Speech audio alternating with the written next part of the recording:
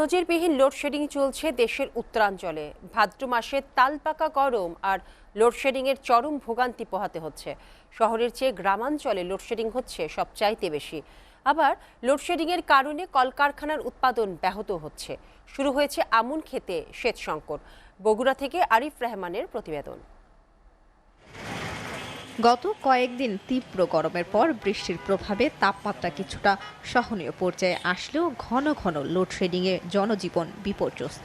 কোথাও 8 থেকে 10 ঘন্টা বিদ্যুৎ থাকছে না। দিনরাতের সমান তালে চলছে লোডশেডিং।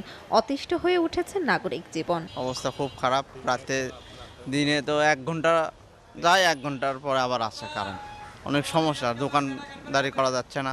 আমরা দিনে দোকানদারি করে রাতে বাসায় যাও ঘুমাতে পারতেছি না, এতটা লোডশেডিং। হ্যাঁ, বারবার যাচ্ছে এবং যাওয়ার পরে মিনিমাম 1 ঘন্টা পর আসে। শহরের চেয়ে পল্লী এলাকায় বিদ্যুৎ পরিস্থিতি আরও নাজুক। ব্যবসা বাণিজ্যে চলছে স্থবিরতা, নষ্ট হচ্ছে ইলেকট্রনিক্স সামগ্রী। কারেন্টের অবস্থা খুবই নাজুক, খারাপ। 1 ঘন্টা থাকে, 2 ঘন্টা থাকে না, এই রকম গোটা রাজি চলে। বাচ্চা কাচ্চালে খুব কষ্ট, খুবই অসুবিধা। আমাদের ইলেকট্রিক মার্কেটে কারেন্ট থাকেই না বললেই চলে। দিনের মধ্যে 4-5 বার তার বেশিও যায়।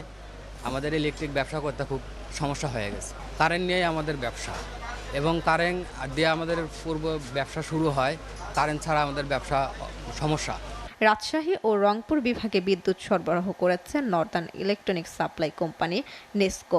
জাতীয় গ্রিড থেকে বিদ্যুৎ কম পাওয়ায় হচ্ছে লোডশেডিং। তবে বিদ্যুৎ পরিস্থিতি নিয়ে ক্যামেরার সামনে কথা বলতে রাজি হয়নি নেসকোর কোনো কর্মকর্তা।